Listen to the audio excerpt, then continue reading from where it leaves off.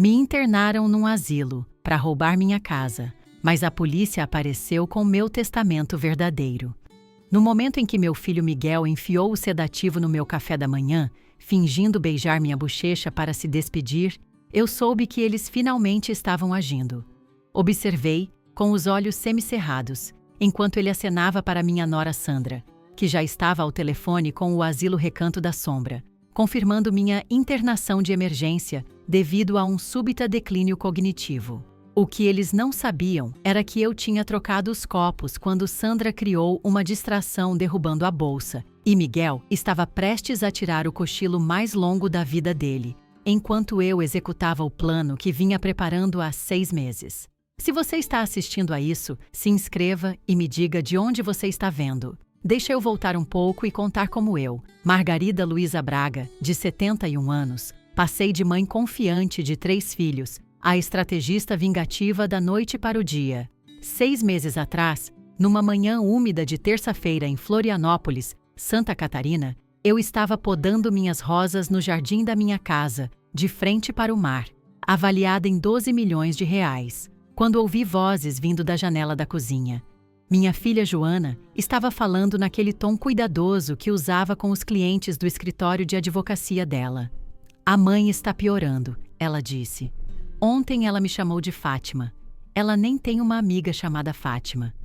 "Perfeito", respondeu Miguel. "Documente tudo. O Dr. Fonseca diz que mais 3 incidentes e podemos entrar com um pedido de curatela." "E o Toninho?" Swing, a voz de Sandra, sempre tão doce comigo, soou calculista agora. "Meu irmãozinho é muito banana. Ainda acha que a mamãe pisa em ovos. Não contamos nada para ele até que esteja tudo pronto. A questão é que ser subestimada te dá todo o poder se você for esperta o suficiente para usá-lo. Eles pensavam que eu era apenas uma velhinha indefesa cuja mente estava falhando. O incidente da Fátima? Eu estava testando eles. Fátima era a filha da minha cabeleireira que tinha acabado de abrir um escritório de advocacia especializado em casos de abuso contra idosos. Eu já estava me reunindo com ela há semanas. Os 3 meses seguintes foram uma performance elaborada. Eu esqueci de pagar a conta de luz uma vez. Deixei o fogão ligado 2 vezes, sem nada em cima, mas eles não checaram esse detalhe, e chamei o Miguel pelo nome do pai dele durante o almoço de domingo. Cada incidente foi cuidadosamente orquestrado, documentado pelas minhas câmeras escondidas e relatado a Fátima. Enquanto isso, Joana estava construindo o processo dela, completo com os relatórios daquele doutor, Fonseca corrupto que eu nunca tinha consultado. Mas isso não é nem a pior parte. A pior parte veio quando eu descobri a profundidade do plano deles. Uma noite, eu não conseguia dormir, insônia de verdade dessa vez, não fingimento, e decidi vasculhar o antigo escritório do Roberto no porão. Meu falecido marido tinha partido há 4 anos, e eu mal tinha tocado nas coisas dele. Atrás de um painel falso que eu nem sabia que existia, encontrei documentos que mudaram tudo. Roberto estava escondendo dinheiro. Muito dinheiro. 20 milhões de reais em contas offshore, escrituras de propriedade de 3 conjuntos de kitnets em Copacabana e uma carteira de ações valendo outros 10 milhões de reais. Mas o verdadeiro choque: os documentos foram datados 2 semanas antes da morte dele. As mudanças de beneficiário foram assinadas por Roberto, testemunhadas por Miguel e Joana. Os beneficiários originais, eu e Toninho, tinham sido removidos completamente. Minhas mãos tremiam enquanto eu fotografava cada página. A morte de Roberto tinha sido considerada um ataque cardíaco. Ele foi cremado em 48 horas. Joana tinha insistido. Disse que era o que ele queria. Eu estava muito transtornada para questionar. Agora, às 2 da manhã no meu porão, eu me perguntava se meus filhos não tinham apenas planejado me trair, mas já tinham assassinado o pai deles. Eu dirigi até o apartamento do Toninho naquela noite. Meu caçula, meu menininho, era o único em quem eu podia confiar. Quando ele abriu a porta às 3 da manhã, vestindo seu velho moletom da faculdade e parecendo preocupado, eu quase desabei. "Mãe, o que foi? Você está bem?" "Toninho, eu preciso que você escute com muita atenção e não me interrompa", eu disse, empurrando ele para dentro da sala de estar bagunçada dele. Seus irmãos estão tentando me declarar incapaz, roubar tudo e possivelmente assassinaram seu pai. Para o crédito dele, Toninho não presumiu imediatamente que eu estava tendo um surto. Ele fez café. Café de verdade, não o descafeinado que Joana estava trocando secretamente o meu. E escutou enquanto eu contava tudo. As conversas ouvidas, as consultas médicas falsas, a fortuna escondida, tudo. Meu Deus do céu! Ele sussurrou quando eu mostrei as fotos. Mãe, precisamos ir à polícia. Com que provas? Documentos que Joana, uma advogada, vai alegar que eu falsifiquei na minha demência? Uma gravação que ela vai dizer que eu entendi errado? Toninho, eles estão planejando isso há anos. Precisamos ser mais espertos. Foi então que Toninho revelou algo que se tornaria crucial para o nosso plano. A namorada dele, Maria, que a família tinha descartado como aquela garçonete, estava na verdade terminando a faculdade de contabilidade forense. Ela estava investigando abuso financeiro contra idosos para a tese dela. Em uma semana, Maria tinha rastreado as contas offshore, encontrado evidências das falsificações e descoberto algo ainda mais sinistro. Joana estava me envenenando lentamente com mercúrio. A beleza do envenenamento por mercúrio é que ele imita a demência. Confusão, perda de memória, tremores. Todos os sintomas que Joana estava documentando eram reais, só que não por causas naturais. Ela estava colocando nas vitaminas especiais que ela tão amorosamente me trazia toda semana. A amiga da Maria no laboratório da universidade confirmou com uma amostra de cabelo. Tínhamos a prova cabal, mas precisávamos de mais. Nos 3 meses seguintes, eu interpretei o papel da viúva em declínio perfeitamente enquanto construía meu caso. Eu deixei eles pensarem que o plano deles estava funcionando. Eu tomava as vitaminas deles e imediatamente vomitava em particular. Eu agia confusa quando eles precisavam, coerente quando estava sozinha com meus verdadeiros aliados. Toninho fingia permanecer alheio, até expressando preocupação com minha condição para manter a confiança dos irmãos. Os pescadores na doca onde Roberto guardava o barco se tornaram aliados inesperados. Chico, o mestre do porto, sempre gostou de mim. Quando eu contei que meus filhos estavam tentando roubar meu barco junto com todo o resto, ele ficou furioso. Acontece que ele tinha visto Miguel e Joana na marina na noite anterior à morte de Roberto, mesmo que eles tivessem alegado estar em São Paulo naquele fim de semana. Ele tinha guardado as filmagens de segurança, 5 anos delas, em discos rígidos antigos no escritório dele. Nunca gostei desses dois, disse Chico, cuspindo suco de tabaco na água. Roberto sempre disse que Toninho era o único que prestava. Ficava me pedindo para cuidar de você se alguma coisa acontecesse com ele. Acho que ele sabia que alguma coisa estava vindo. A filmagem estava granulada, mas clara o suficiente. Miguel e Joana embarcando no barco de Roberto às 23 horas, saindo às 2 horas da manhã. A hora da morte de Roberto foi estimada entre meia-noite e 3 horas da manhã. Eles drogaram ele, induziram o ataque cardíaco e deixaram ele morrer sozinho no barco. A corrida matinal, onde Joana encontrou ele, foi teatro. Eu soluçava assistindo aquela filmagem, não apenas pela morte de Roberto, mas pela morte dos filhos que eu pensava ter criado. Fátima, minha advogada, estava construindo um caso lindo, mas precisávamos que eles fizessem o movimento final. Isso aconteceu quando Joana me apresentou novos documentos de testamento para planejamento patrimonial. Ela explicou, com aquela falsa preocupação escorrendo da voz dela, que isso protegeria meus bens enquanto eu recebia a ajuda que precisava. Onde eu iria para essa ajuda? Component Placement, eu perguntei, me fazendo de frágil. O Recanto da Sombra tem excelentes instalações. Eles são especializados em cuidados com a memória. Você ficaria tão confortável lá, mãe. Recanto da Sombra. Eu conhecia o lugar. Era para onde eles mandavam as pessoas para morrer, esquecidas e sozinhas, enquanto as famílias liquidavam os bens delas. O dono, Dr. Kramer, tinha sido processado 2 vezes por negligência com pacientes. Nas 2 vezes, Joana tinha sido a advogada de defesa dele. As peças estavam se encaixando perfeitamente. Eu vou pensar sobre isso, eu disse a ela, batendo na mão dela. Você é uma filha tão boa, cuidando de mim. O sorriso que ela me deu era de pura predadora. Naquela noite, eu atualizei meu testamento verdadeiro com Fátima. Tudo iria para Toninho e várias instituições de caridade.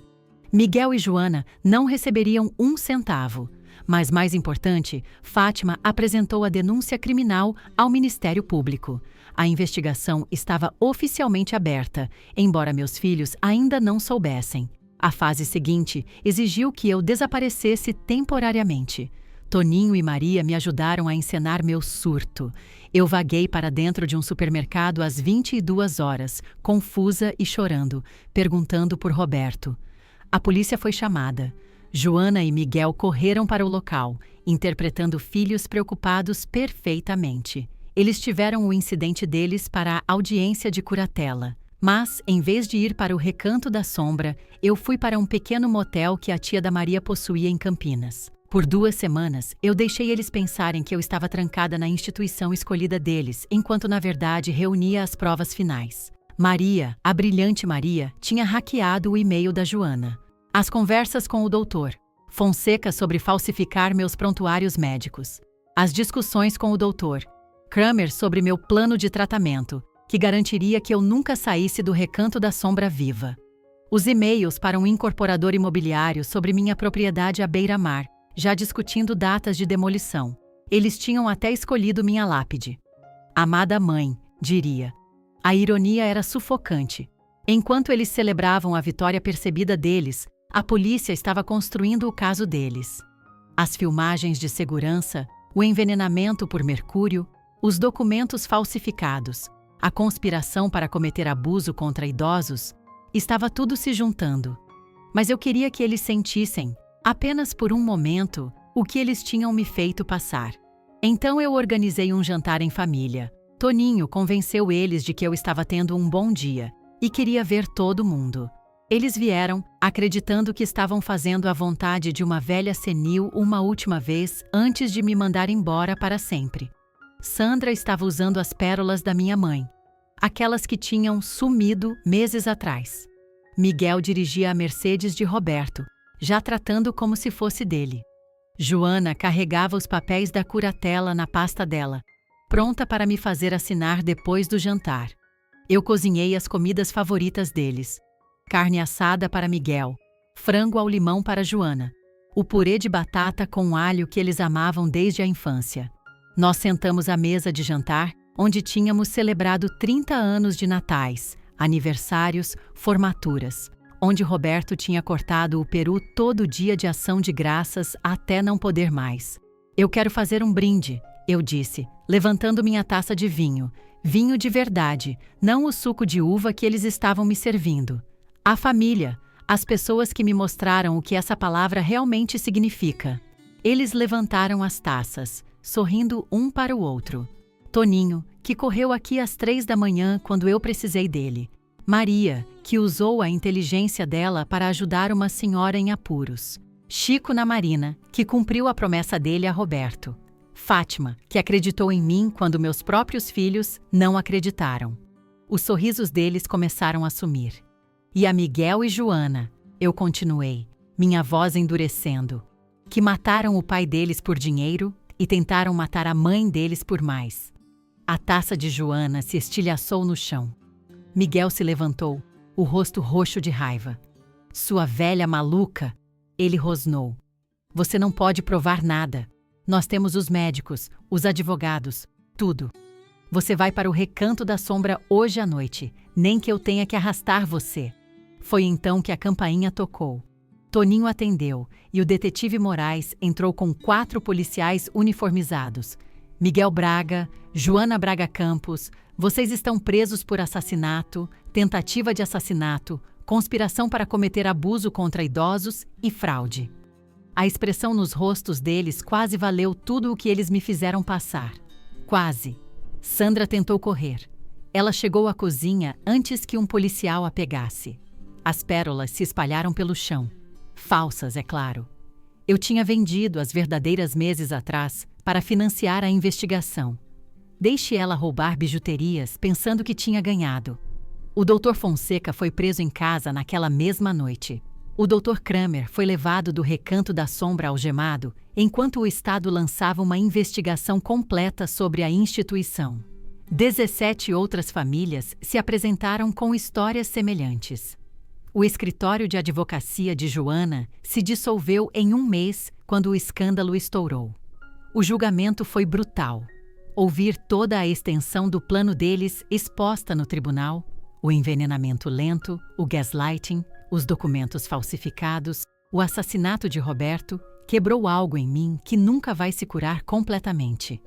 Mas quando o júri proferiu veredictos de culpado em todas as acusações, quando o juiz sentenciou cada um deles a 25 anos à prisão perpétua, eu senti algo mais: vingança. Miguel desabou em lágrimas, implorando para que eu o perdoasse, dizendo que tinha sido manipulado por Joana. Joana manteve a inocência até o fim, alegando que eu tinha orquestrado tudo em um delírio alimentado pela demência. Sandra pegou 5 anos como cúmplice. Ela estava grávida, outro neto que eu nunca vou conhecer, criado pela mãe dela na prisão. Essa é talvez a ironia mais cruel de todas. Toninho e Maria se casaram na primavera passada. Eles insistiram em uma pequena cerimônia no meu jardim de rosas, as mesmas rosas que eu estava podando quando esse pesadelo começou. Maria está grávida agora de uma criança que vai conhecer a história real da avó, não a versão higienizada que contamos nas festas. Eu fiquei com a casa à beira-mar, mas parece diferente agora. As sombras são mais longas, os quartos mais silenciosos. Eu janto quase todas as noites no apartamento de Toninho e Maria, cercada por embalagens de comida para viagem e risadas genuínas. Chico aparece 2 vezes por semana para ver como estou. Traz peixe fresco e histórias da Marina. Fátima se tornou uma amiga, não apenas uma advogada. Nós jogamos cartas nas quintas-feiras com outras 3 mulheres que sobreviveram a traições semelhantes. Nós nos chamamos de Clube das Sobreviventes. O dinheiro que Roberto escondeu nunca foi ganância para ele, foi medo. Ele tinha começado a suspeitar de Miguel e Joana anos antes da morte dele, começou a transferir bens para me proteger. As contas offshore tinham mensagens de vídeo dele, explicando tudo, pedindo desculpas por não ser corajoso o suficiente para confrontá-los diretamente. Ele sabia que eles eram perigosos. Ele tentou me proteger da única maneira que sabia. Eu queria que ele tivesse apenas conversado comigo. Nós poderíamos ter enfrentado eles juntos. Mas a questão é que a vingança não traz de volta o que você perdeu. Roberto ainda se foi. Os filhos que eu pensava ter criado nunca existiram. Aqueles rostos amorosos no jantar de Natal eram máscaras escondendo monstros. As fotos de família enfileiradas no meu corredor são evidências de cena de crime agora, não memórias. Você não pode desver esse tipo de traição. Ainda assim, eu sobrevivi. Aos 71 anos, aprendi a verificar minha própria comida em busca de veneno, a reconhecer gaslighting, a lutar contra aqueles que viam minha idade como fraqueza. Aprendi que família não é sangue. É as pessoas que ficam ao seu lado quando ficar ao seu lado não oferece nada além da satisfação de fazer o certo. Algumas noites, eu sonho com as crianças que Miguel e Joana costumavam ser. Os sorrisos banguelas, os cartões de Dia das Mães, feitos de papel crepom, as histórias de ninar e joelhos ralados, e momentos de orgulho nas peças da escola. Eu luto por aquelas crianças como se elas tivessem morrido, porque de certa forma elas morreram. A ganância matou elas muito antes de a polícia as levar. A casa à beira-mar está sendo vendida no mês que vem. Toninho e Maria estão comprando um lugar maior e eles me convidaram para me mudar para a casa de hóspedes deles. Não se trata de dinheiro. O patrimônio vale mais do que qualquer um de nós poderia gastar. Trata-se de estar perto de pessoas que me amam por quem eu sou, não pelo que eu posso deixar para elas quando eu morrer. 43 anos de maternidade, e foi nisso que deu. Mas eu não estou amargurada. Eu estou livre. Livre da ansiedade constante de me perguntar se meu café foi envenenado. Livre de verificar se meu testamento não foi alterado. Livre de fingir que não percebo coisas sumindo. Livre da performance exaustiva de ser menos do que eu sou para fazer pessoas perigosas se sentirem seguras. Sangue é mais espesso que água, mas aparentemente não mais espesso que dinheiro. O ditado deveria realmente terminar aí, com a verdade dele. Quando há dinheiro suficiente envolvido, sangue não significa nada. As pessoas que compartilham seu DNA vão despejar mercúrio na sua garganta enquanto dizem que te amam. Eles vão planejar seu funeral enquanto você ainda está respirando. Eles vão vender suas rosas para pagar sua lápide. Mas eles subestimaram essa velha. Na minha idade, você deveria ser fraca, confusa, fácil de manipular. Eles pensaram que cabelo grisalho significava uma mente grisalha. Eles pensaram que aposentadoria significava recuo. Eles pensaram que viuvez significava vulnerabilidade. Eles estavam errados em todos os aspectos. Eu tenho 72 anos agora. Eu acordo todas as manhãs em uma casa sem fechaduras na porta do quarto. Eu bebo o café que Toninho me traz sem verificar antes. Eu tomo vitaminas de verdade que realmente me ajudam a me sentir melhor. Eu trabalho no meu novo jardim de rosas, enquanto Maria pratica as apresentações dela para a força-tarefa de abuso contra idosos que ela está liderando. Eu ensino a filha dela, minha neta de verdade, como podar rosas corretamente. Ela tem apenas 3 anos, mas ela é gentil com as flores, cuidadosa com os espinhos. Ela vai crescer sabendo que o valor dela não é medido em herança, mas em integridade. Às vezes, turistas na marina me reconhecem pela cobertura da mídia. Você é aquela mulher, eles dizem, como se eu fosse uma celebridade em vez de uma sobrevivente. Eles querem saber como eu soube, como eu lutei, como eu venci. A verdade é mais simples e triste do que eles esperam. Eu prestei atenção. Eu confiei nos meus instintos. Eu escolhi lutar em vez de desaparecer. O promotor de justiça ligou na semana passada.